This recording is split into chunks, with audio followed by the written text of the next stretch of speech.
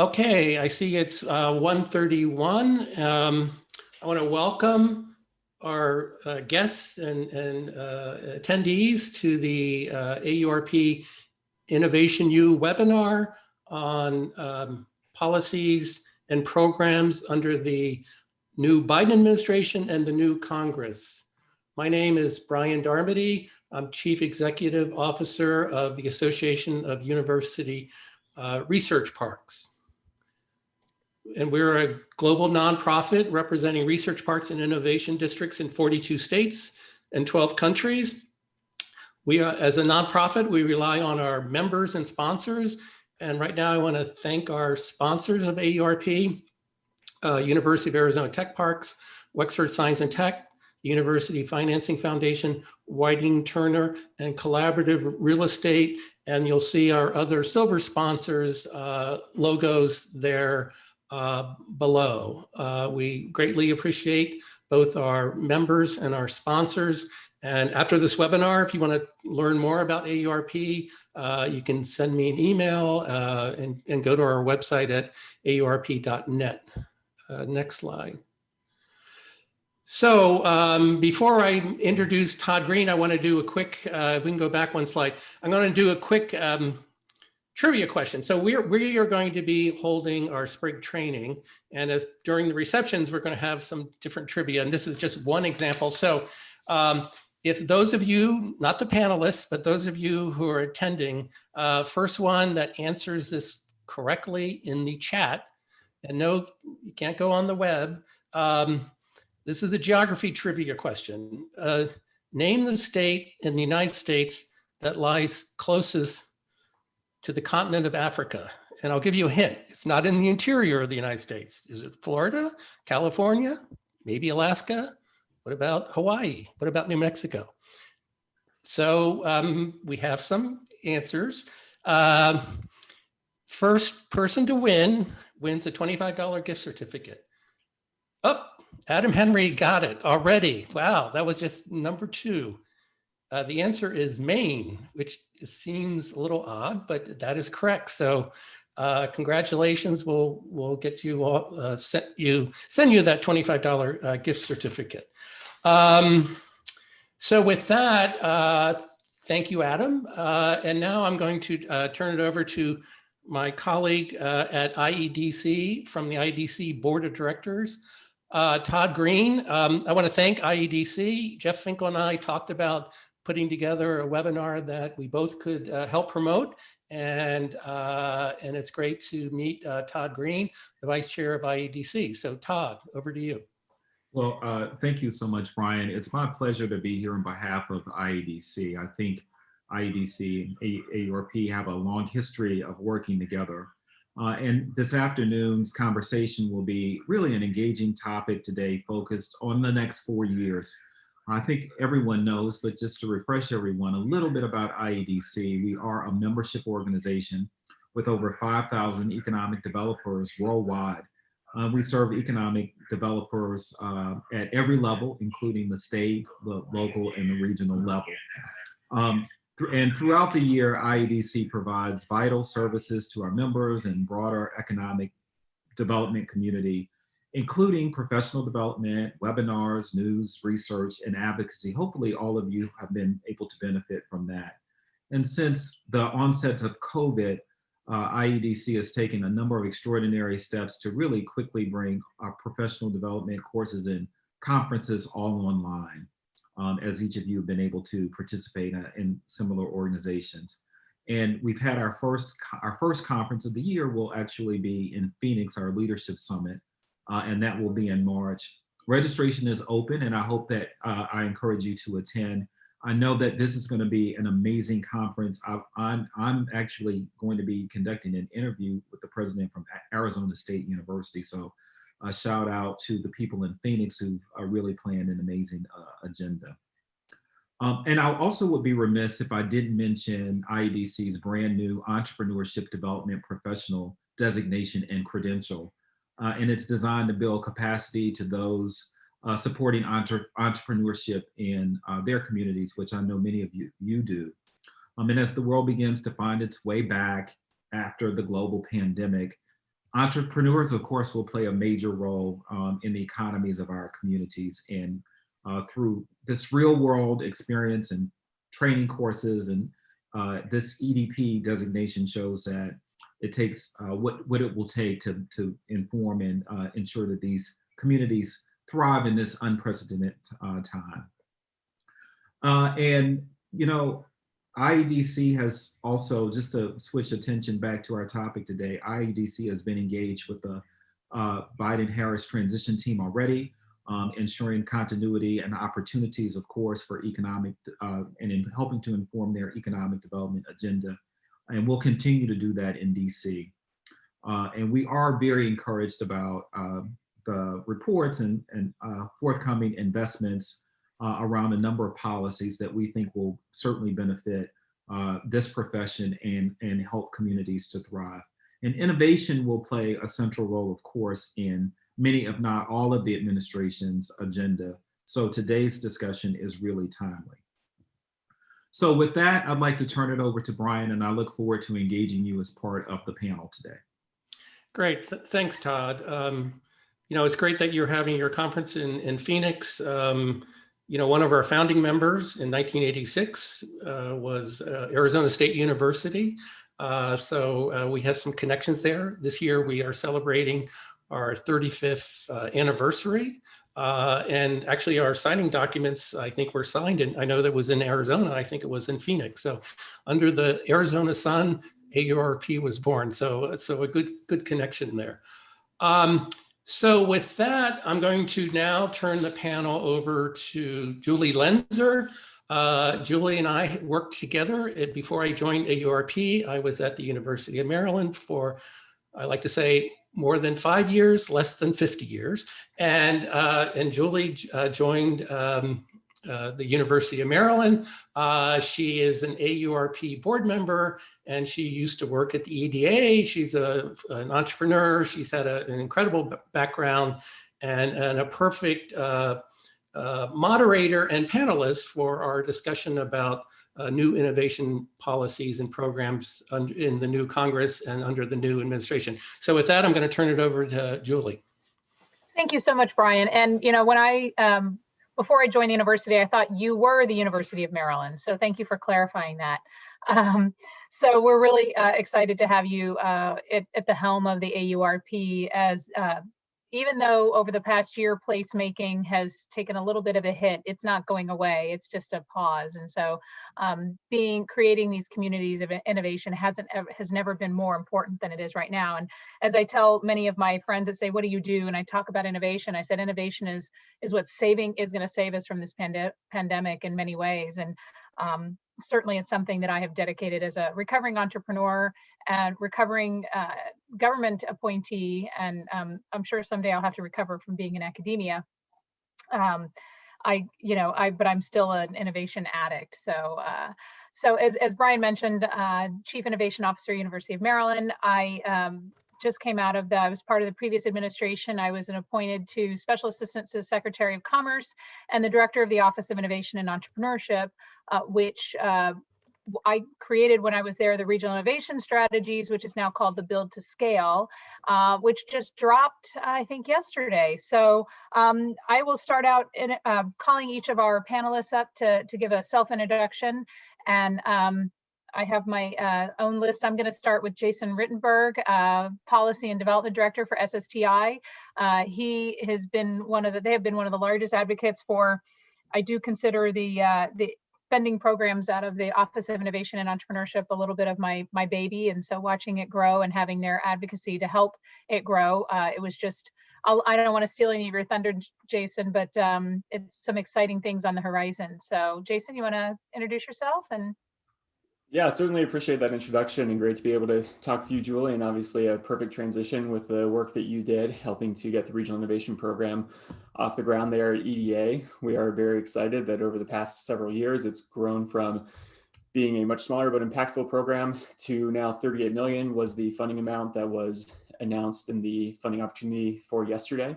So hopefully, and we'll talk more about the regular appropriations process for FY22, I'm sure. Hopefully it'll go up from there, but great to see the program at 38 million in what was just recently announced.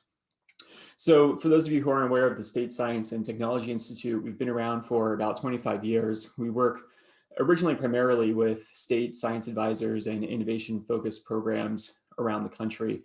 Over the course of the past couple of decades, we've now expanded that in addition to working with those state governments, we also work with quite a few local organizations, nonprofits, as well as agencies. We work with institutions of higher education, um, and venture development organizations, a number of federal labs as well. In my role with SSTI, I provide a lot of support to our members on some of their strategy and policy considerations for how to run their programs. But really the function that I perform at SSTI that is the reason why I'm here today to talk with all of you is that I also manage our Innovation Advocacy Council. That's a separate group of our members that we put together close to a decade ago now, once the Regional Innovation Program had been authorized, but hadn't yet received any appropriations. And we saw it as a great opportunity in particular because that was a program that provides relatively rare operating dollars. There are more programs that have been available for loan funds and a couple of rare cases for investment funds, but and equipment and facilities certainly, but operating dollars are pretty rare. So our members were very excited about that. Again, excited to see the program grow to where it is today. That kind of underserved or underrepresented portion of federal policy is what we continue to focus on. So happy to get more into the weeds on some of the other provisions of some of the emergency spending, on other appropriations programs that we support, and on a couple of reauthorization opportunities that we're seeing as well. Great, thank you so much. Next, I'm going to ask Charles Ross to put on his video. There you go, Charles. Thank you. Thanks, Julie. So it's definitely a pleasure to participate in the webinar this afternoon. My name is Charles Ross. I'm the interim president and CEO of the International Business Innovation Association, MBIA, and we have similar to SSTI and AURP. I think we're celebrating our 36th anniversary this year, and we were formerly known as the National Business Incubation Association. Our mission is to help communities, and those communities transforming the dreams of entrepreneurs and transforming those dreams into businesses that make prosperity a reality for these communities. And I'm just really pleased to be a part of this panel. Really have enjoyed the partnership with all of the organizations that are a part of this panel. Brian had extended the opportunity for me to participate in a similar panel in November, and I will share this. In November, we were talking about kind of what's next on the federal landscape. And I think everybody on the panel said that it was going to be a split House versus Senate. So we were all wrong there. So hopefully this panel will be a little bit more accurate with our predictions. But just really looking forward to our discussions this afternoon. Great, thank you so much. So next, if we could hear from Stephen Ezell with ITIF. Well, thanks, Julie, and thanks to Brian and AURP for the invitation to be with you this afternoon. I'm Stephen Ezell. I'm the Vice President of Global Innovation Policy at the Information Technology and Innovation Foundation, ITIF. We are a Washington, D.C.-based nonprofit, nonpartisan science and technology policy think tank, ranked actually the best in the world at that the last 4 years running by the University of Pennsylvania Global Go-To Think Tank Index. But our mission is to advocate for public policies, laws, and regulations that drive innovation-based economic growth in the U.S. and countries around the world. I personally work on manufacturing, science, technology, and innovation policy issues, but ITIF more broadly does an awful lot of work on clean energy innovation, biotech, life sciences, and kind of internet economy regulation. So it's a pleasure to be here today and to talk about some of the priorities for the administration and current Congress on technology and innovation policy. Thank you. Thank you so much. Then Steve Glickman, if you could turn on your video and do your quick intro.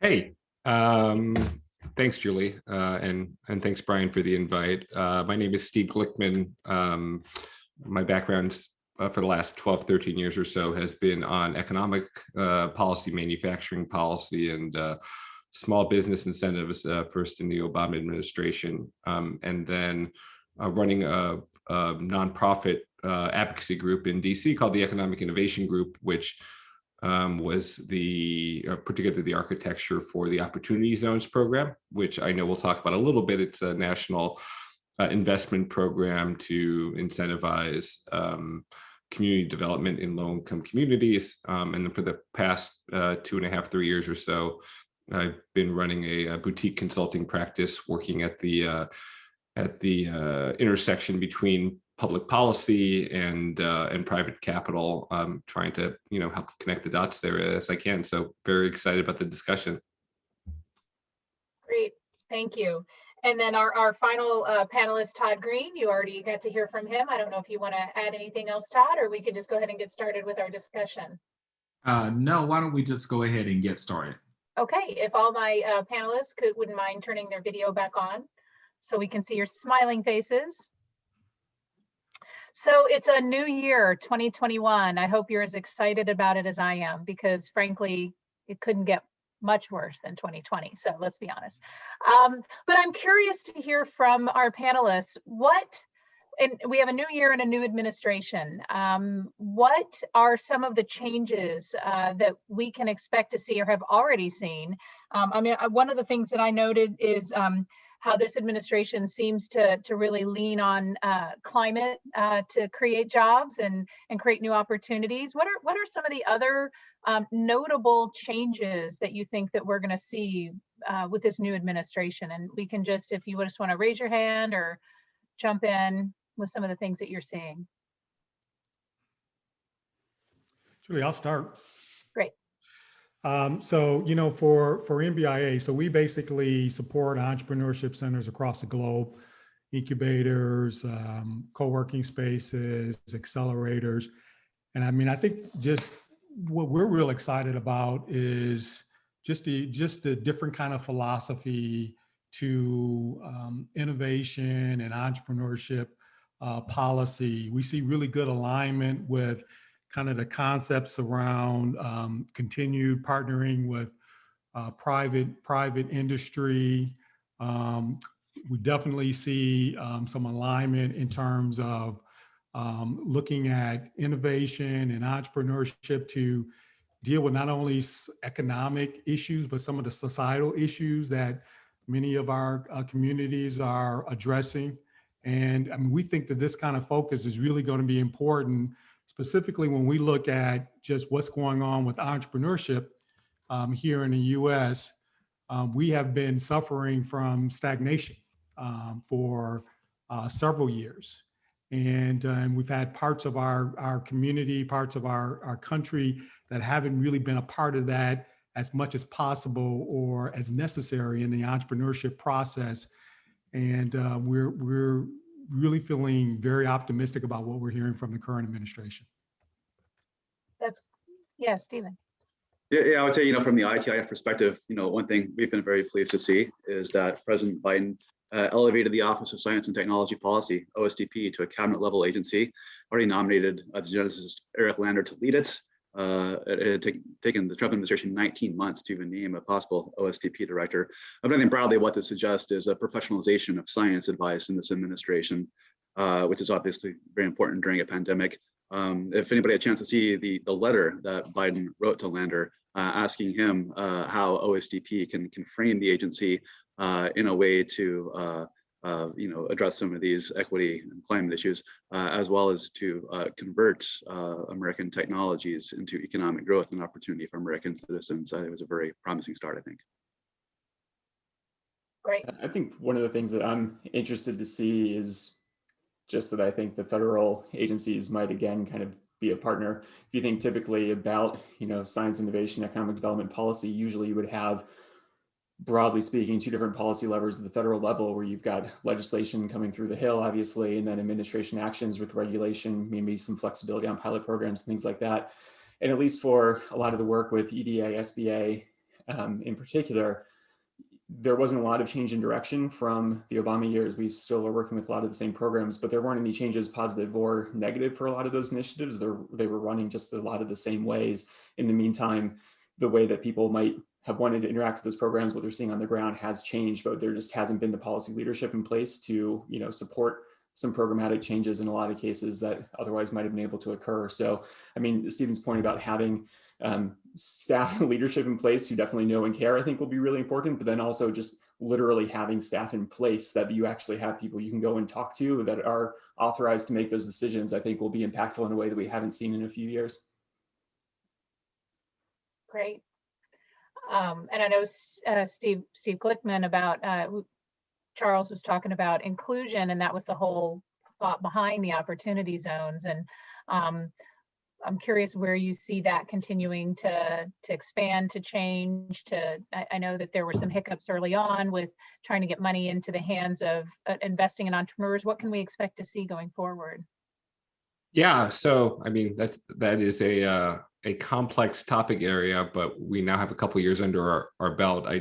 I'd say, you know, from a political lens, opportunity zones are interesting because they came out of really a bipartisan group of members of Congress on the Hill, equally divided between Democrats and Republicans.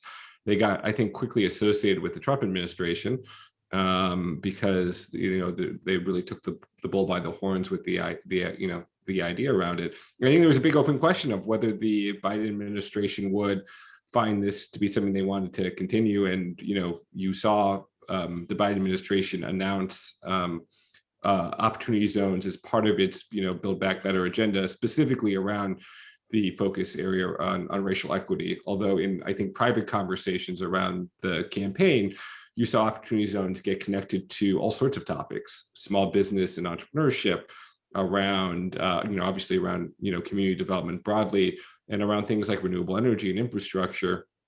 And in fact, you know, one of the first things we seen come out of the administration from the Department of Transportation when it announced its new round of infra grants for this year under Secretary Buttigieg was a focus on both climate change, as we've talked about, but also around projects that were in low-income communities, specifically opportunity zones. So this has been something the Biden administration has embraced since the campaign. It was actually one of the first events that Vice President Harris, when she was the nominee, did when she was selected, was to do an event on opportunity zones with African American voters in Wisconsin, and, you know, talk about the administration's desire to double down on that, or the campaign's desire to double down on that. You know, when they came in and you know, took over the administration. There's, I think, bigger priorities now. I understand there's some kind of health crisis in the country that people are concerned about. We clearly have a major issue to deal with in terms of fiscal issues and infrastructure and a number of other priorities. But I think the interesting thing about opportunity zones, to kind of touch on your second question, and we can talk more about it if folks are interested, is opportunity zones are really just a blank canvas for finding a way to enable, you know, and subsidize and incentivize private capital to address a huge gap in where we've expected not just the public sector to operate, but also where we've traditionally seen corporate America play a big role. And that's in this question around community development. And I think Brian, in our pre-conversation, talked about how many places picked opportunity zones around anchor institutions like research institutions and universities and health centers. This pandemic has made that has complicated things, because I think a lot of those institutions are now struggling, you know, through their own budgets, and to the extent they were investing in the broader community. And you've seen some of that happen, like in, you know, Johns Hopkins in Baltimore, the University of Chicago in the South Side.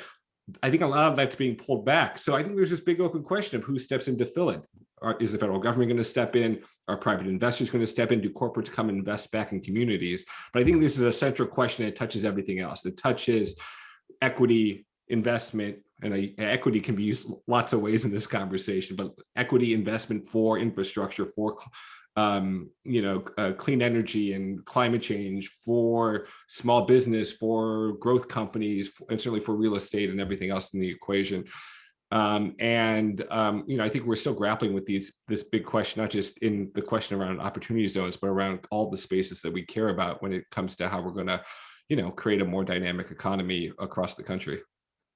Yeah, and some of that is just getting back, and we'll talk in a minute a little bit about kind of some of the pandemic projects, but or the programs that are coming out. But I'm also curious what's changing with respect to like workforce training, and I don't know, Todd, if you've got some thoughts around that, about what changes there might be in this new administration and focus in workforce reskilling and training, and some of the crises that we have across the country with lack of people trained for the right jobs.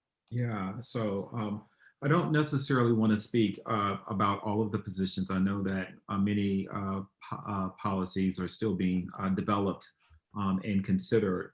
But what I will say is that I'm feeling very hopeful about the fact that there seems to be a greater connection between workforce with the employer side, but also managing that, balancing issues related to the worker voice and worker power. In particular, when we think about workforce development, I think that there is opportunities with skills, and we've heard a lot about opportunities related to community college, costs associated with loans, loan forgiveness, all of these opportunities for people to have access to skills. I think the debate will continue about what level and at what areas are going to be the likely places where we can expect to have intervention and impact on employment immediately.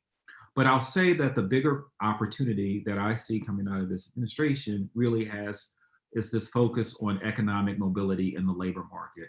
So I think all of us know that there have been vastly uneven outcomes when we look at, particularly over the last 20 or 30 years, with respect to who's gained and who hasn't. And so these policy debates about wages are one aspect of it, but there are also other aspects that can help mobility and people advance in the workplace. And I'm looking forward to how the confluence of community development policies, economic development policies, educational policies, all of these work together. And I have a sense that this administration is really thinking about this collectively and not in silos. The last thing that I'll mention is also something that was mentioned previously by another speaker, and this has to do with, and it's related to this economic mobility question, are these issues around racial inequities. And so while that may be a loaded term for some, the facts speak for themselves when we look at outcomes for mainly Black and Brown people, and we've seen how some of these policies have been influenced by discrimination, for example. So I'm looking forward to having policies that are already in place. I'm looking forward to having them enforced. And I'm also looking for policies that might even exist in the federal government, like the fact that their racial sensitivity training was stopped. I'm grateful for that has been reinstated as an opportunity for us to move forward and for our society to improve. Right. Julie, if I could just briefly elaborate on the importance of the workforce point, I think it's absolutely critical. The OECD has data showing that the United States invests about 1/6 the OECD average and 1/12 the level of leaders such as Denmark or Germany in active workforce training policies. If you look at the US private sector, its investments in workforce training as a share of GDP have declined by 30% over the past 2 decades. There's a lot smart public policy could do to incentivize companies to invest more in the skills of their workforces. Wow, that's a staggering number for, when we're used to being kind of in the lead in some of these things. But I know that within the Washington, D.C. metro area, we are partnering with an organization called the Greater Washington Partnership in Inclusive Growth, and looking specifically at how we can make sure that our efforts in growing our economy is very inclusive. And so I'm leading that for the University of Maryland, and it's a lot. It's a lot. So how do you pick? And so where do you envision, where do you see this new administration really stepping up, other than the areas that we've already talked about in some of these areas? Julie, I'll mention that, continuing around the theme of addressing some of this historical inequities around outcomes, and I think what and the panelists can share of what we're kind of seeing in the current drafting of the rescue plan, specifically around access to capital. I think we're seeing some things there that are specifically looking at making sure that we have capital available for Black and Brown entrepreneurs, And not only that, but just capital available for all of our entrepreneurs and small businesses in America that are dealing with the recovery. So that's definitely an area that I'm seeing. And then not only with the access to capital, but we're also encouraged by the fact that there's recognition that in addition to capital, that there's value in the technical assistance and entrepreneurial support that organizations are to provide to make sure that that capital is used effectively. And there's dollars allocated in the rescue plan around that. So we're real encouraged by that. Great. Yeah, we have a bit to be rescued from. This has been a tough year. I'm curious, speaking about, some of the pandemic relief and some of the larger, I know that EDA had received a significant amount of EDA CARES fund. I'm curious where that sits. And even just recently in the pandemic relief bill, there was some extra money for NIST, $150 million, and potentially NSF, another 600 million. Just curious about the pandemic relief efforts that you see that this administration is going to either continue or amp up. Where do you see that benefiting the innovation entrepreneurship community?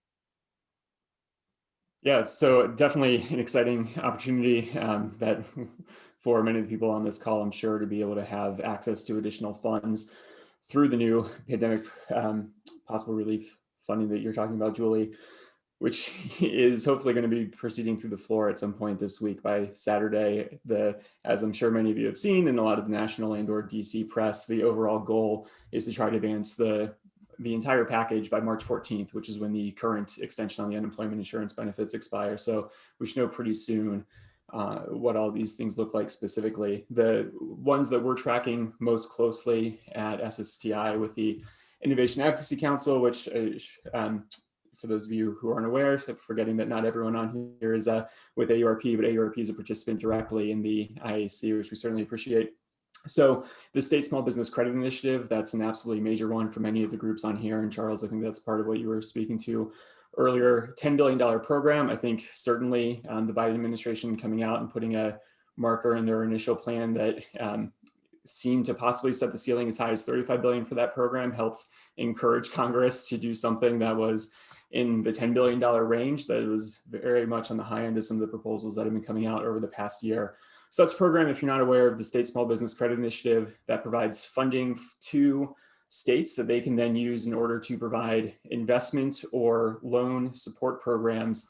That does have to have private participation in every single deal at some level. Gets really complicated in the weeds from there. Happy to talk about it with people more one-on-one if you want to, but I'll leave it at that. So it's going to unlock private capital for debt and or for investments. States automatically get the money. The way that the program works within that 10 billion, if the House portion passes as it is, and again, we should know soon, a quarter of that money would be specifically targeted to economically and socially disadvantaged businesses.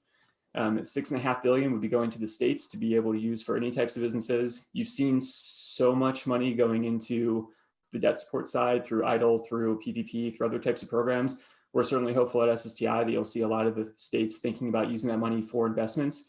There were very few, bordering on basically no other programs that provide federal money that can be used for investments in the companies supporting startups. And so we would strongly support considering using that money in that way this time, since it's a really good opportunity. So SBCI is really critical. Julie, as you were mentioning, EDA received $1.5 billion through the CARES program. That was then used, that's through their typical PWEDA programs to provide specific types of economic adjustment assistance. The proposal in this bill would be $3 billion for similar types of initiatives. That creates another great opportunity, obviously, for regions to look at new, typically EDA funded proposals. And then another one to pay attention to is that there's $350 billion in this package for state and local government funding. I think it's about 220 for states and the rest for local, or something along those lines.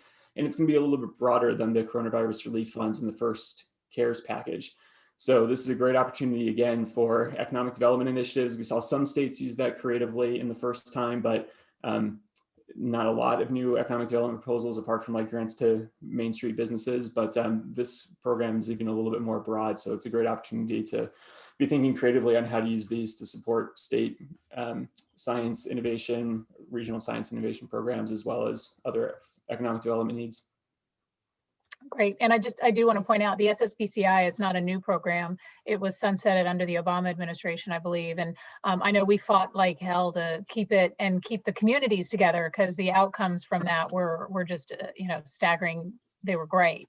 But what are some of the other programs that we should be on the lookout for with respect to recovery? And anyone? I think those are quite a lot, and so we'll be watching kind of how they come out in the next hopefully month or so. I think the 3 billion EDA, that's a lot of money. Doesn't seem like a lot of money when you see the amount of tragedy that and so many small businesses are closing, and businesses owned by people of color are worse impacted. So really looking forward to seeing how maybe the folks on the call can take advantage of some of these things and drive new and innovative ideas into their communities. What are some of the other things that we should be looking forward to in this coming administration that will really, you think, move the needle for innovation entrepreneurship? Well, one thing that needs to happen without question is increasing the federal government investment in the national R&D enterprise. If you look at the math, today, the federal government invests less in R&D as a share of GDP than we did in 1953. That's before Sputnik. We'd have to invest $100 billion more a year to get back to where we were as a share of GDP in 1983. So fortunately, in his campaign, now President Biden, of course, called for an increase of $300 billion in R&D investment over a 4-year period. That's complemented with legislation which is being considered now in Congress, led by Senator Schumer, the Endless Frontiers Act, which calls for $100 billion in investments, increasing R&D. Some of the tech hubs proposals we'll talk about more here. But listen, I mean, the United States has fallen to 12th among OECD countries in national R&D intensity, about that level for government R&D intensity. So, tending to the investments we need to make to secure our science and technology enterprise is critical, and hopefully that's something that will find bipartisan support in this Congress.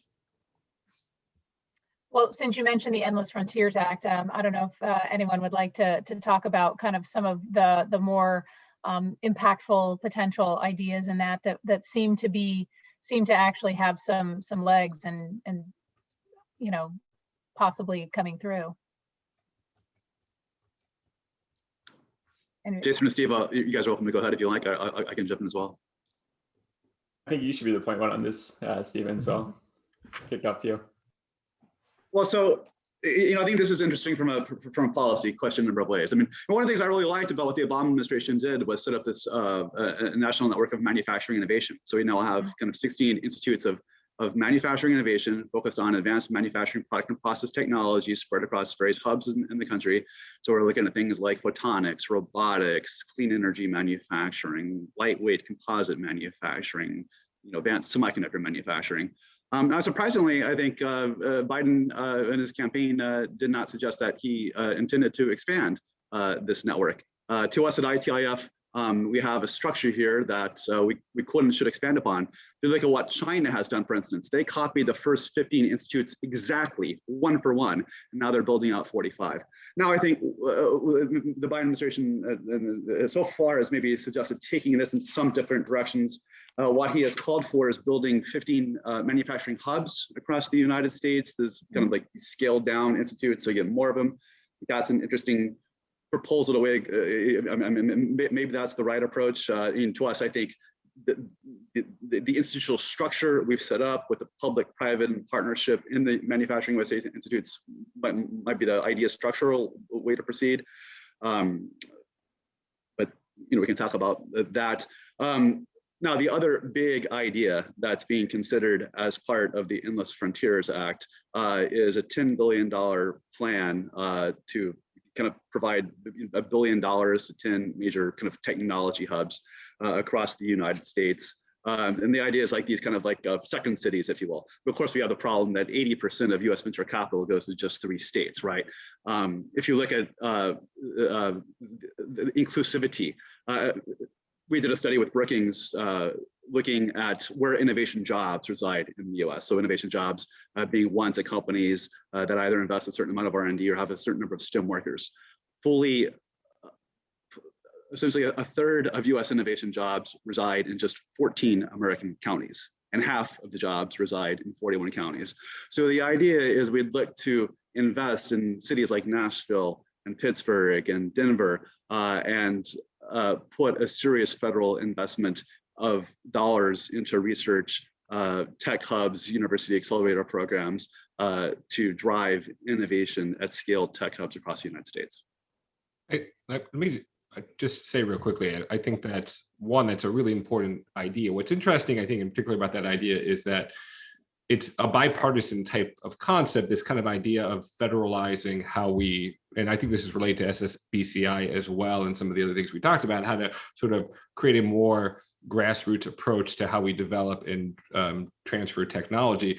But I think there's a big macro tension here, which is there's somewhat of a zero-sum game between the immediate stimulus, COVID response and recovery, and the political capital that we need to harness around that, and the administration has to harness around that. I say we, no longer part of the administration, and this long-term investments that I'm not sure we're totally sure how it will play out. I mean, if you look at where they seem to be using their political cards now, it's around how to address stimulus, fiscal shortfalls, and COVID.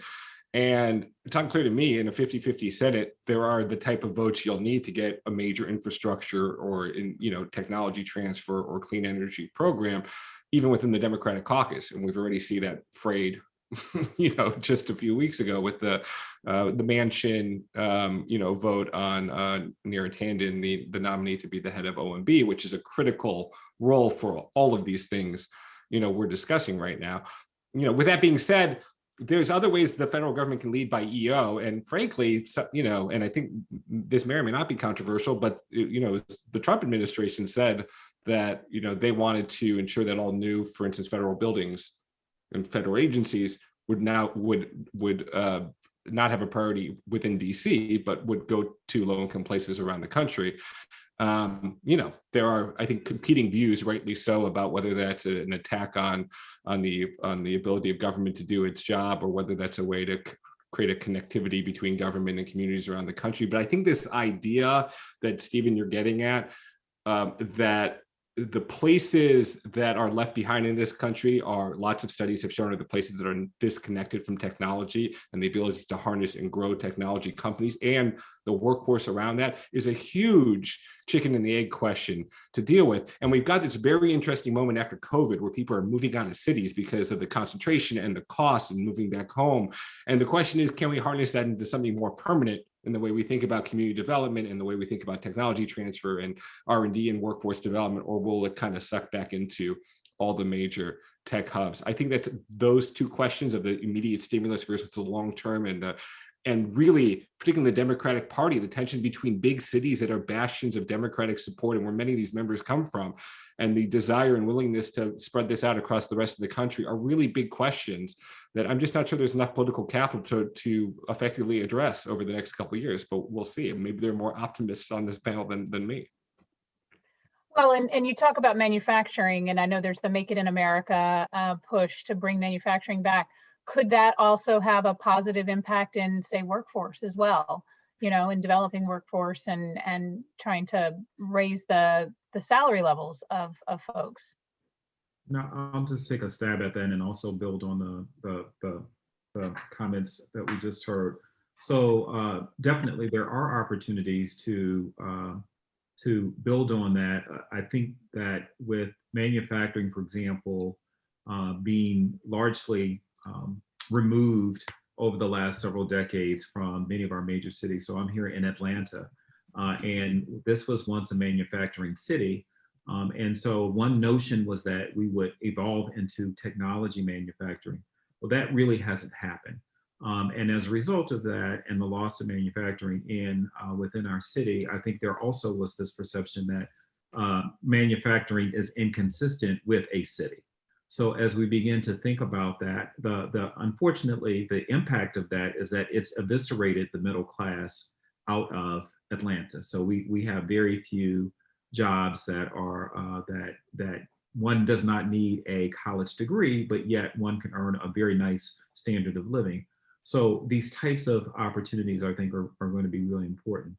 I will also have to say that I perceive that there is a trend with respect to workforce, and we're beginning to see this in some of the cities. Atlanta is one of them, that because of the cost factor that we just talked about, and when we think about technology and innovation, I think that most companies now would consider themselves as a technology company. So even some of the traditional companies, if you look at a Norfolk Southern, for example, a traditional railroad company, they might consider themselves a technology company, and beginning to invest more in R&D and innovation in some of the spaces that we know are going to be important for continuity.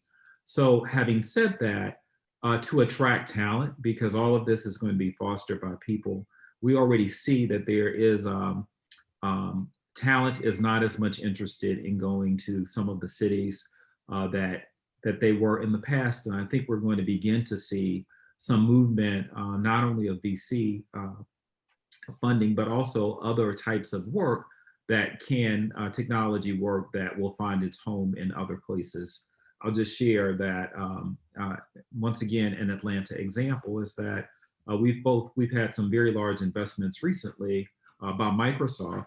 And one of the reasons is that they recognize that they need to diversify their workforce, and a lot of Black and brown people just don't feel comfortable for whatever the reason. Seattle is not perhaps as welcoming a place, or it's not perceived that way, or as exciting as a place to attract that type of talent as maybe one of the Sunbelt cities. Anyone else want to add on to that? I would just add, to this, the opportunity to bring back millions of manufacturing jobs is something that is within our capability from RTF's point of view with the right policy combination. One other thing that I think the Biden administration is to be commended for is that it's calling for a quadrupling of funding for the Manufacturing Extension Partnership, MVP. This is a program in all 50 states that works with small and mid-sized manufacturers to build up their technological capabilities, innovate, adopt new principles. The US, you look at compared to Canada or Germany, we did a study. We invest about a quarter as a share of GDP what these other countries do in this type of program.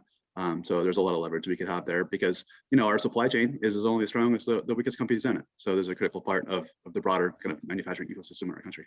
Yeah, and so that's run out of NIST, and certainly we saw with the pandemic a severe breakdown in the problems with having a diversified offshore supply chain. It came crashing down on a lot of. I mean, if you had to go into the grocery store, it wasn't just the toilet paper that was missing.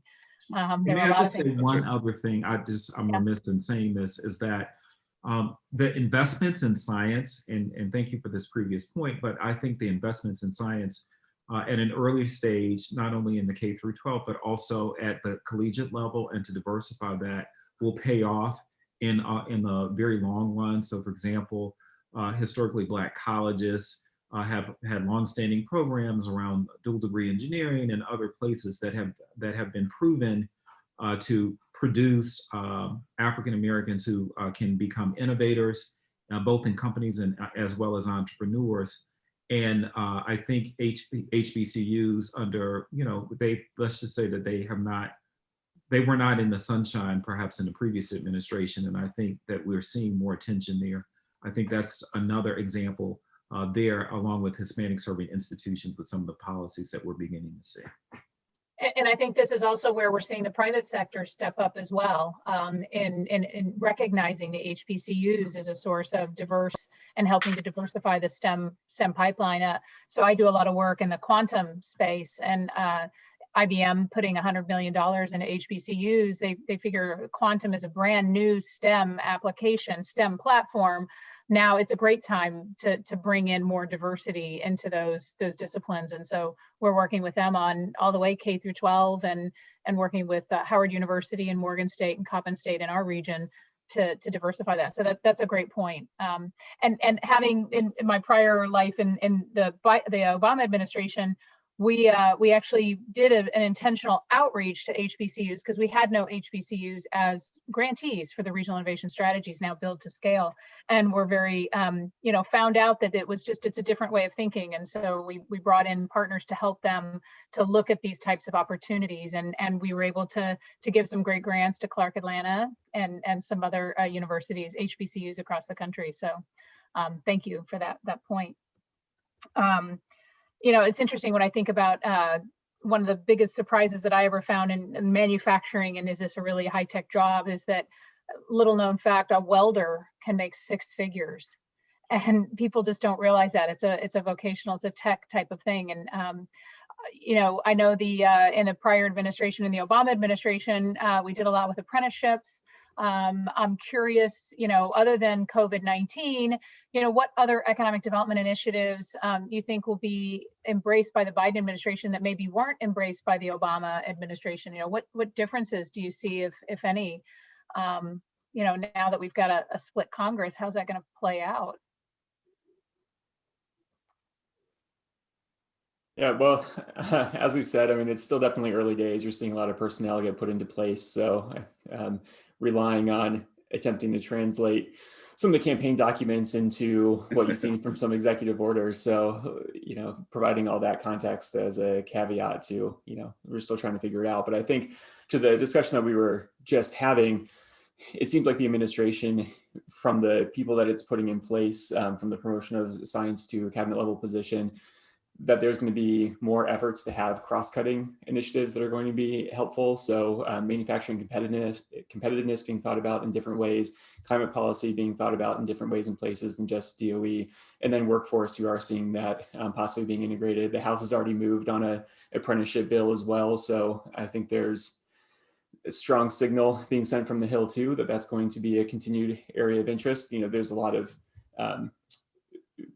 mostly partisan-based concern about that bill. So, it's not a necessarily clear sailing through on that one. But, I think it's all of that to say that what I think might be really impactful from this agency is just from this administration, to say the ability to have multiple complex priorities that are being thought about at once in a way that maybe hasn't always been the case in the past, that you have a program like MEP that, again, through this policy initiative, as well as hopefully with some additional appropriations, whether they're emergency or an increase in regular appropriations, will have the capacity and the authority to do more integration with workforce activities and hopefully tie in formally through the existing workforce system, but maybe also have some ability to go alone a little bit and still actually be able to do something meaningful there in a way it might not have been able to in the past.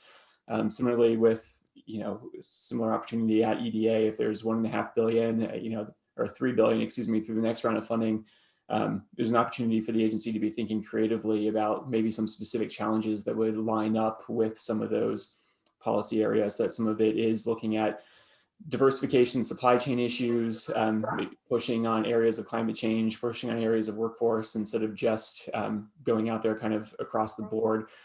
When you have those levels of resources, when you have an administration that wants to be thoughtful, there are a lot of different ways that you can structure your outreach and your programs to try to push specific conversations at the regional level. So I think there are signs that the administration could be headed in that direction, but we'll have to see how the carry through is as they get everyone in place. Julie, could I just jump in with one other thing? Absolutely. The reality is the people in the Biden administration are the same people who were in the Obama administration. If you look at the top economic roles, whether it's Brian Deese at NEC or Susan Rice at DPC or Ron Klain or, Jared Bernstein or Janet Yellen, these are all folks who are alumni of the Obama administration. But I do think there's we were called refugees for a while, I think, Steve, weren't we? Yeah, that's right. We were called the Obama refugees. It makes sense. Biden served for 8 years. These are his people. But the key, to me, it's less a question of the messaging, and I think Jason made a good point here, but more a question of where they're going to invest political capital. And I think the best way of seeing where they're going to invest political capital is where they're investing actual capital. So I do think a big tell will be the package that emerges after the stimulus package, where they lay out their big spending priorities. We'll see if they can get it done. It depends how much they've preserved in terms of political capital to move it. But the big unfinished business from the Obama administration, which really focused on healthcare, and where I think there's going to be less of a need to focus on healthcare in the same way here, is climate change and infrastructure. I think for sure. I think those are the top 2 priorities. That's where all the money is going to be invested. There's all sorts of spillover. the biggest lesson I hope they've learned from the last 4 years, which any Democrat I hope will learn from watching Trump, is that just focusing on national level priorities without putting a focus on the fact that this is not the right way for us to talk about it, but it's the way a lot of people talk about these second tier cities, the cities that just have not done as well economically, that we don't have a set of solutions for them. That would be a huge mistake. And there's ways to do it creatively beyond, I think, the ways Democrats have approached it before. So I saw that there was a question on immigration. There are some that was my next bomb I was going to bring up. Yeah. I mean, there are very interesting, controversial ways you can tie immigration and high skilled immigration with cities other than San Francisco or Seattle or New York, where frankly, they don't need the entrepreneurship that comes closely connected with immigration nearly as much as other cities around the country go, where people have, a lot of, potential entrepreneurs have really decamped for other cities around the country because of where the job markets are. So rebuilding this infrastructure of creating job markets, I thought there was a really good point about that around what the story of what's happened to Atlanta is really hard, but it requires us to be conscious about conscious of where we're spending and how we're spending money. I mean, if we really cared about middle school jobs, why are we spending so much money on college education when 20% of Americans graduate with a college degree? Why aren't we doubling down, tripling down? Why aren't we spending 50% of our education budget on vocational schools and apprenticeships? Why do we have no serious apprenticeship programs around the country? I mean, these are national priorities, and we're just not putting the money where the rhetoric is right now. And if you want to see directions that it's changing, I think you have to follow where the money is. Thank you, Steve. It's a shame you're not passionate about some of these issues. But let's really quickly just jump back to immigration, because I think that's been a big difference between, certainly the political parties and what can we are losing some tech entrepreneurs because of some of the changes in the previous administration around immigration. What do we see happening now, if anything? Is this a priority? Should it be? By the way, just on this point, from a a national competitiveness perspective, it is fantastic that America is still the place where the world's best and brightest want to come and study at our universities.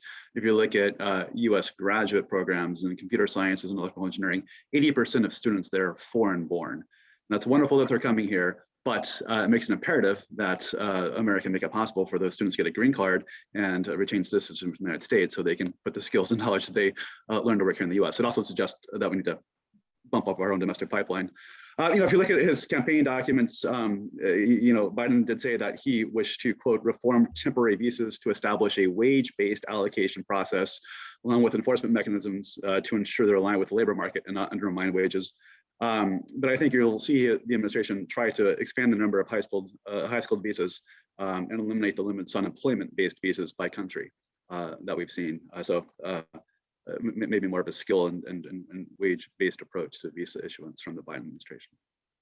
And Julie, when you asked the question about should we be focused on this, I mean, I think clearly in terms of just looking at the impact that immigrants have in terms of helping technology come through the pipeline in our universities, and then also looking at how that technology gets commercialized into companies and the role that immigrants are playing in founding some of our most valuable technology startups. It's clearly something that's important to the process of entrepreneurship. And I think it's, again, encouraging that current administration is definitely cognizant of the impacts there. Yeah, and there's an interesting, go ahead, Jason, did you? Yeah, I was going to talk about the international or the immigrant entrepreneur role, so you can respond back. Go ahead, no, go right ahead. It's been a tremendous part of the strength of America's innovation system. I mean, some of the studies suggest that as many as half of Silicon Valley companies have at least one foreign-born founder. So we need to recognize the need to get immigration policy right broadly, especially to support the high wage employment potential of Americans themselves. But it's important to understand that finding ways to welcome immigrants into the innovation ecosystem that America offers is good for them and good for us. I mean, certainly when we bring them here to educate, they come here to get educated, and then they take the ideas and everything that they've learned and their innovative energy and back to their, out of our country to start companies. That definitely hurts us. Jason, did you want to add? Yeah, I'm just definitely hopeful that the immigrant entrepreneur rule, which had been put in place in the Obama administration, but had been proposed to be eliminated. The administration should have some ability to go ahead and restart that. So we're hopeful that you'll see that in the short term. That is a temporary solution though. So hopefully we'll be able to see the startup visa be something that's able to be included at some point so that immigrants are able to start companies that are backed by venture capital or other types of American capital essentially into the company would be able to stay here. So that's something that we definitely would like to see, to be able to continue to grow those businesses here like Stephen was talking about. Yeah, I mean, by the way, you asked about, if I may, just what was different between the Obama and the Biden administrations. I think one thing that's not different between the administrations, but different kind of in understanding over time, is important that it's not enough for a society just to pump money into R&D. And wonderful R&D is done, of course, at universities. But if it stops at the water's edge, and we don't create pathways for that to be converted into technologies and jobs in the United States, we're missing something in our innovation ecosystem. That's why it's great. For instance, one other thing that Biden has called for is a large expansion of the SBIR, the Small Business Innovation Research Program. This is a program, as you know, that sets aside a share of dollars of federal research agencies to small businesses, many of them coming out of universities. And one of the biggest challenges, frankly, with SBIR is we haven't gotten it down to the HBCUs, the MSIs. And so I think that would be a large focus of how we tap into the potential latent and communities talk about, Charles and Todd, to bring those people in the innovation system. Another idea, by the way, there is innovation vouchers. Senator Kuhn, Senator Cortez Masto have legislation to hundreds of millions of dollars for a program that would allow small businesses to tap into universities with these research vouchers to use the money to solve technology hurdles, conduct R&D, but more broadly, finding ways to focus on the potential of commercialized technologies as a key policy lever, I think has been an evolution over time.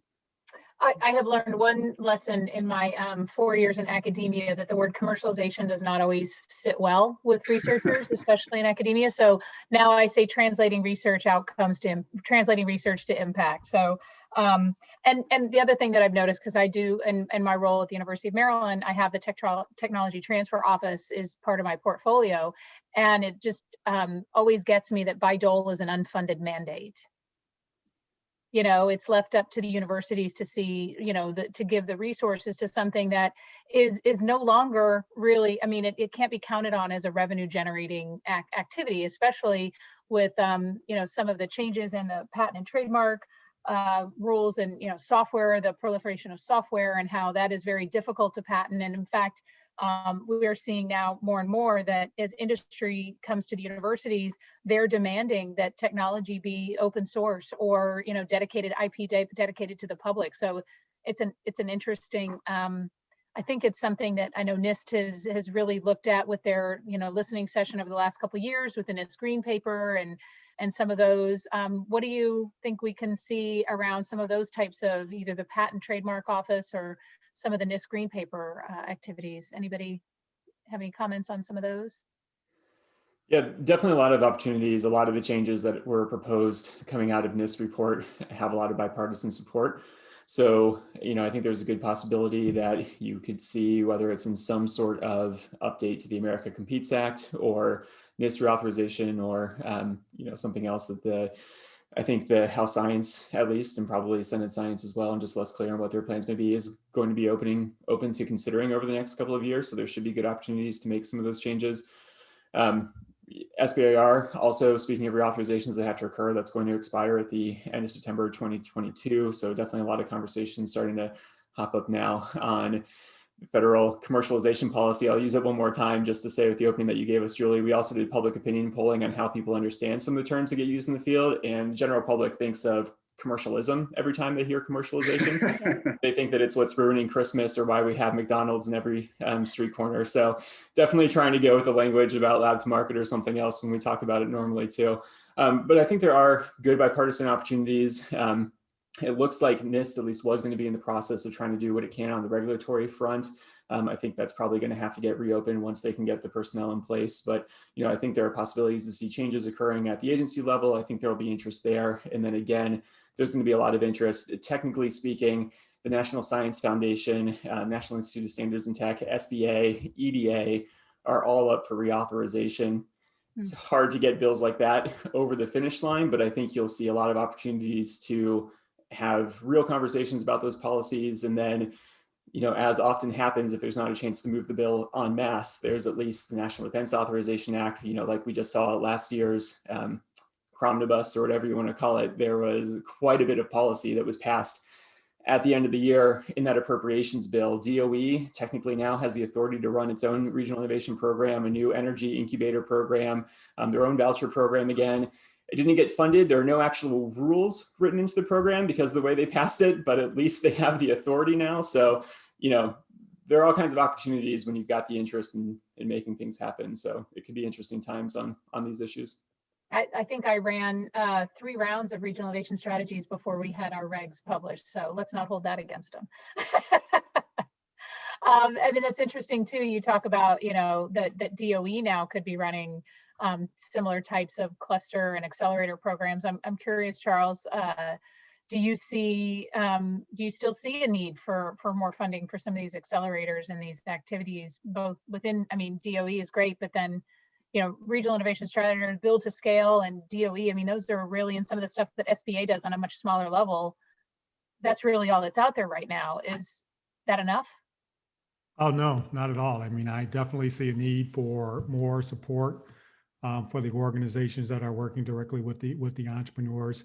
A high percentage of those organizations, these entrepreneurship centers, are actually nonprofit organizations.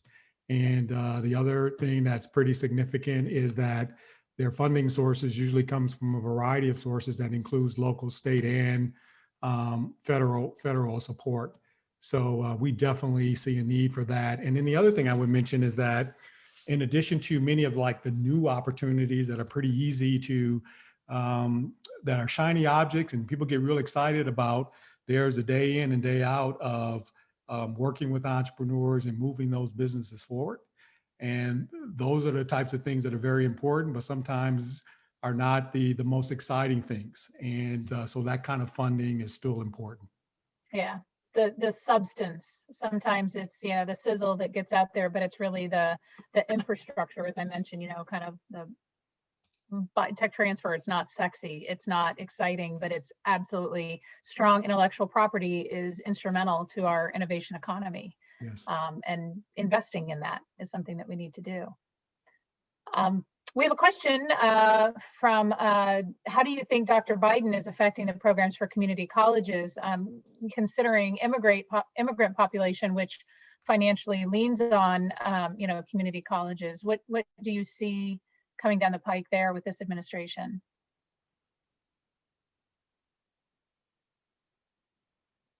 Anyone? Todd, wanna?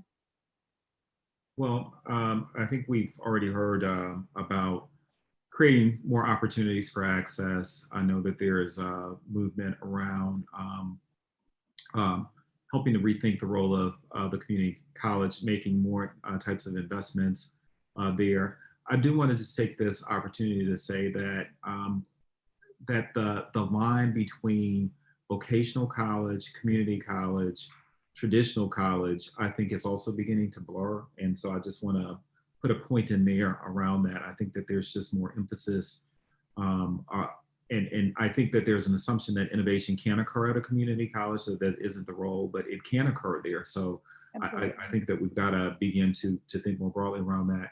I do think that there is something to be said, and I'm not up to speed on Dr. Biden's agenda, but by virtue of the fact that she is a substantive person and that she's bringing attention to these sets of issues, I think is really important, despite the fact that there may be detractors who are attempting to diminish her by not acknowledging her title. And I think there's also a reflection on her role too, and where she's had attention. So if nothing else, and I think that there will be plenty of programmatic opportunities, I think that bringing attention to the important role of community colleges is going to be something that we can expect. Yeah, I also don't have specifics on exactly how Dr. Biden's philosophy will play into what the administration does, but I think that community colleges are set up to perform incredibly well just because of the times, and then hopefully in addition to whatever other support they may receive. And there are a couple of reasons why. I mean, one, we've talked several times about the importance of having some sort of integrated workforce training, and that seems to be increasingly recognized as important. It has seemed from the talking that we've done with a lot of our members at the state level and then some of the community colleges we work with, that seems to be a little bit easier to implement a lot of times at the community college level than the university level. They're oftentimes perhaps a little less bureaucratic or whatever it may be. They're able to get those types of programs implemented a little easier. So as that continues to be a priority, you would think that would be a great opportunity for community colleges to step up. And then the other significant opportunity, just the reality of how much tuition costs have increased and what a pressure that puts on whether or not 4 years is the right approach for everyone because of how many good paying jobs there are out there with other degrees. But then also, even if you want to get a 4-year degree, do all 4 years have to be at a 4-year institution? And so there's been an incredible amount of conversation about having those scalable credentials or stackable credentials. And so I'm sure you're going to see more and more states, as well as probably with some federal encouragement, looking at the role that community college plays in that environment. And so that, I think those two factors alone create a great opportunity for community colleges to come out much more strongly over the next 4 years than they have been recently. Yeah, that's great. I mean, I know I went to community college for a couple summers while because I paid for my own way to college, and it was a matter of cost. And, so it definitely is a resource that is needed, and maybe even more so now than it ever has been because of the changing landscape of work and the changing landscape of the workers that we need to get reskilled and upskilled to move into new areas, and the needs of the businesses. I mean, frankly, the businesses need the talent. So I think you're right, there's a great opportunity there. So question for Steve. Let's see, where did it go? There it goes. Sorry. About Steve Glickman, about the EB-5 program brings construction investment to the US, and perhaps it is on its last legs, or where that sits, or where we think it could be supported, not supported, continued.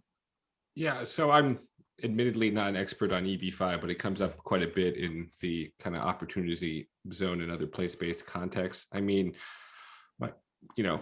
my sense of being involved in conversations around that is EB-5 is a fairly unpopular program in the political space. It comes with some baggage, tied with stories around both the type of investors and the type of uses of the funds.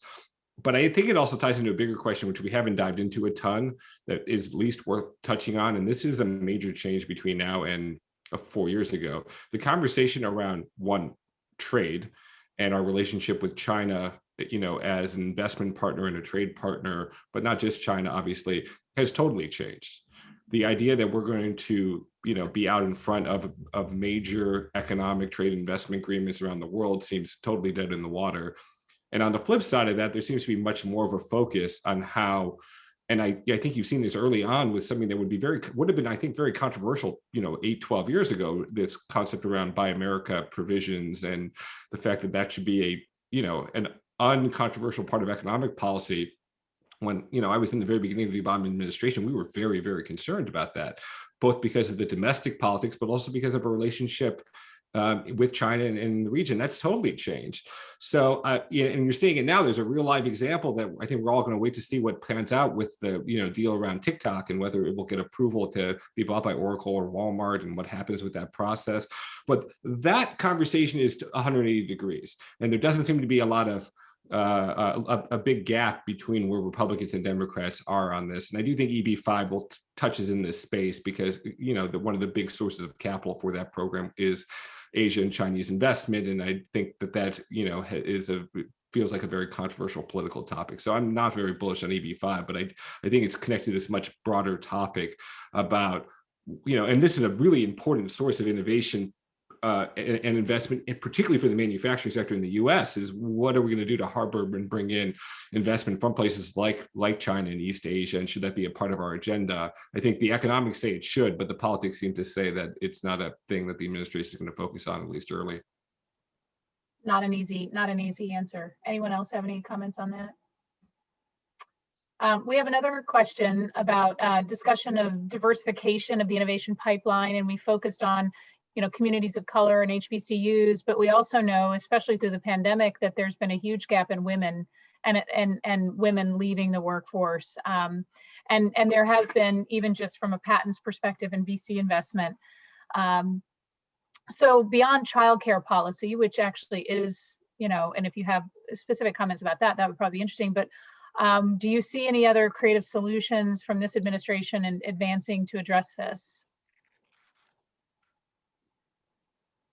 I think there was a creation of a women's council that had been done away with. Had Obama administration had one, and I believe it was done away with in the Reagan.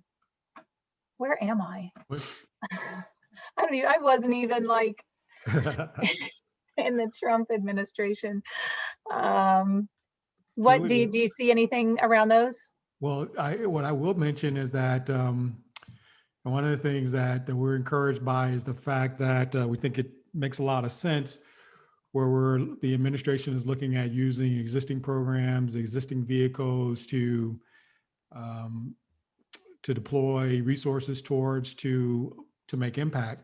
And so I was just thinking about some of the dollars that I think are being earmarked for the women business centers through the SBA.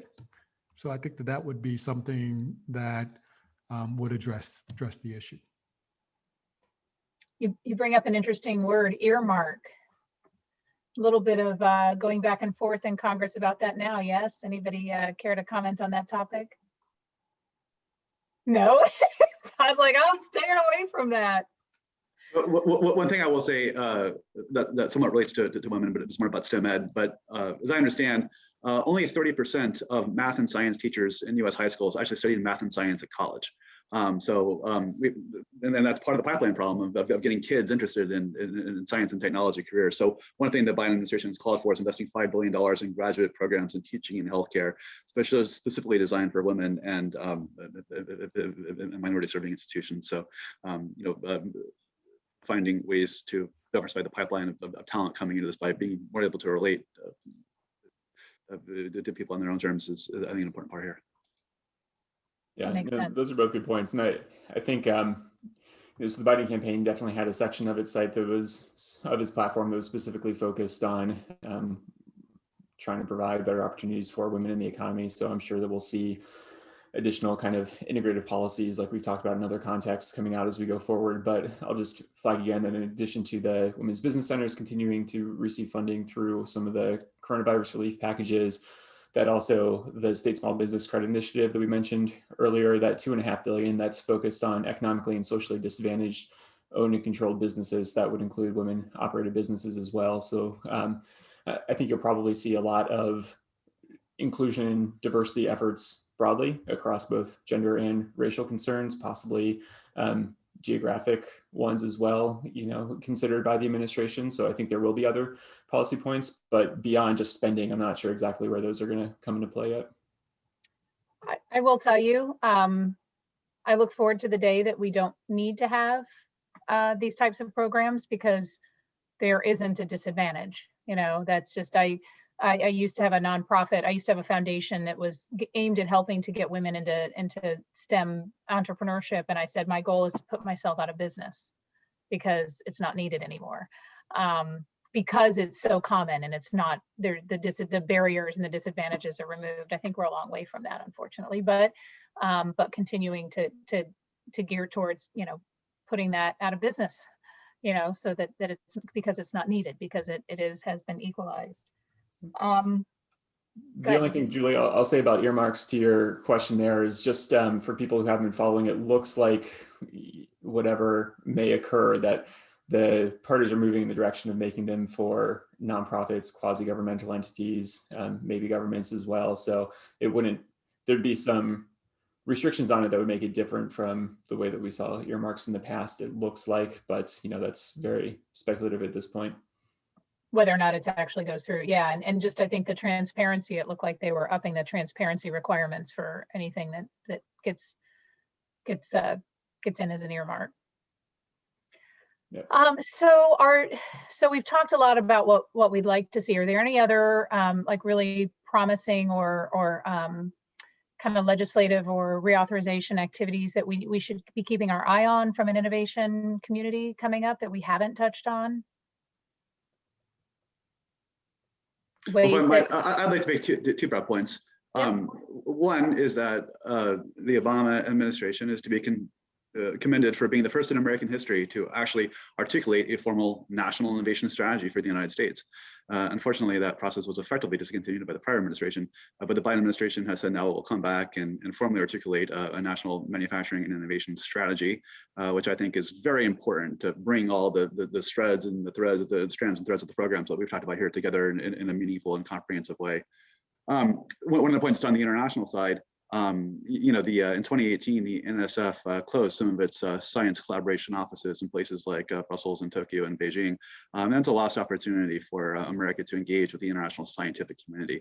Hopefully those types of programs will be reestablished, and we can talk about whether or not the US is going to re-enter TPP per se on the trade side, but hopefully in engaging international science collaborations, we'll see more of that in this administration. So I would say that, we've talked about things like SSBCI, the CARES funding, EDA's programs, and a lot of definitely big ticket opportunities. But the number one biggest opportunity for advancing effective innovation in science policy, especially as part of an economic development strategy, is to think about how it integrates into all of the other existing economic development strategies that are out there as well. There's no reason why the traditional workforce program can't be doing a better job of making sure people are prepared for tech-focused advanced manufacturing jobs as well. I know because I did a return on investment analysis for the state of Ohio for a while that trucking degrees and nursing definitely needed and had a very quick ROI, but trucking now is looking like one of the first jobs that's going to be at risk for automation, right? And so you have to really wonder about the long-term benefits of investing in that. So making sure the workforce program is investing smartly, looking at EDAs, traditional public works dollars, looking at DOE, USDA, Department of Defense dollars that they put out, are you in your region, to the extent that you can control how those federal dollars are used, really thinking about economic diversification, thinking about, how you're integrating tech into what you're doing. And then are those agencies trying to push the states, push the regions, push themselves to make those same considerations? That continues to be the really top opportunity to have an impact, because, we can create these individual programs and pots, and there should be good opportunities to do that going forward, but it's still going to be kind of playing at the edges of what the broader infrastructure, workforce, economic development spending is at the federal level. great. And one of the, as we've talked around about all these different agencies and the different R&D budgets, we've been talking, and when I was there, we talked a lot about how do we get the federal government to work better with each other and within, and trying to, are there any opportunities that you've seen, or any appetite that you've seen in this administration, and value of kind of bringing a little bit more collective efforts around even just R&D spending, rather than just being so siloed? Any opportunities or needs, or? Well, hopefully, elevating the OSDP to a cabinet level agency kind of will help with some of those coordination effects across these agencies, right? Yeah, that's what I was going to say. I think that appetite's there at the program manager level, but you need to see it be implemented at the top, and we'll have to wait and see.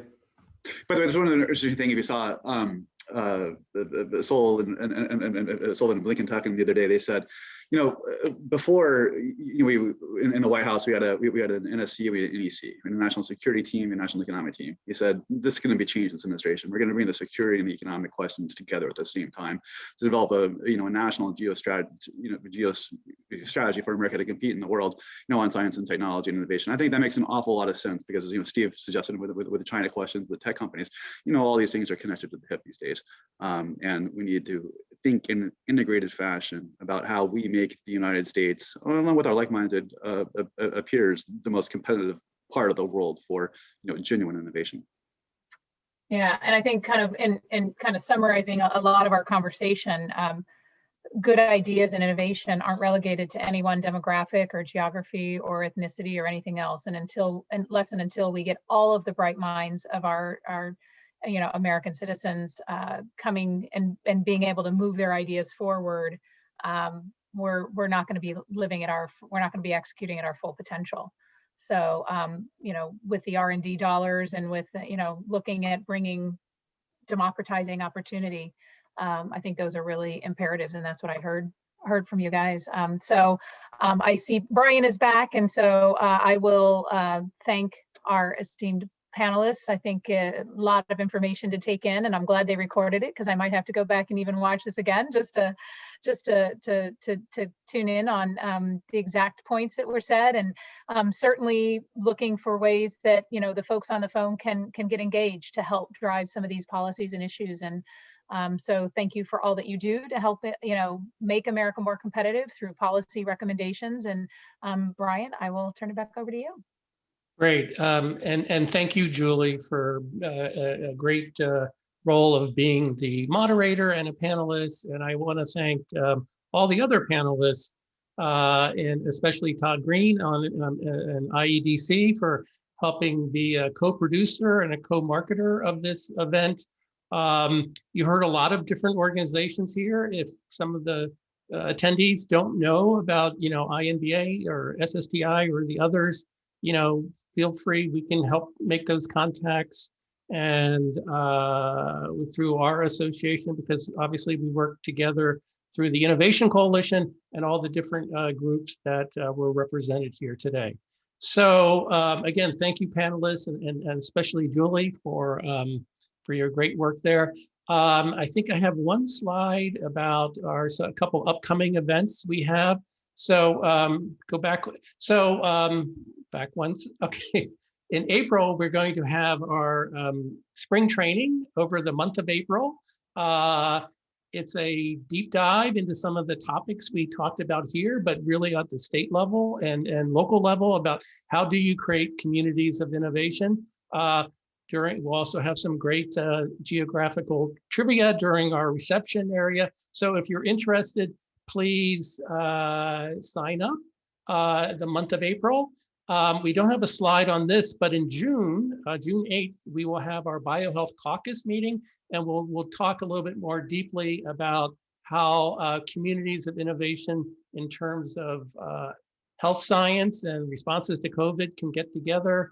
And we hope to feature 10 states as part of that effort. So stay tuned for information about that. And then I think I have a slide about Innovation Elevated. Hopefully this will be live. We might have a hybrid option, but we hope to be live in Salt Lake City, October 18th to the 21st, hosted by the University of Utah Research Park. If you haven't been to Salt Lake, it's a great place, especially if this is going to be your first foray after COVID-19 tamps down a little bit more and people get a little more comfortable traveling. Please sign up for our AURP Innovation Elevated Conference. If you have a topic that you would like discussed there, we have an open set of kind of a crowdsourced way of suggesting topics. So I think it's April 2nd. We will take ideas from the AURP community or others that want to present in Salt Lake City. So please go to our website and learn more about that. And I think that may be my last slide, except I do want to again thank our sponsors that are listed here. And a final thank you to all the different associations and all the panelists, and to Julie for doing yeoman's job in being the moderator for this session. So thank you all. I appreciate it. Have a great rest of the day, and we hope to see you on the road or building communities of innovation out there in your own communities. Thank you, and have a good evening.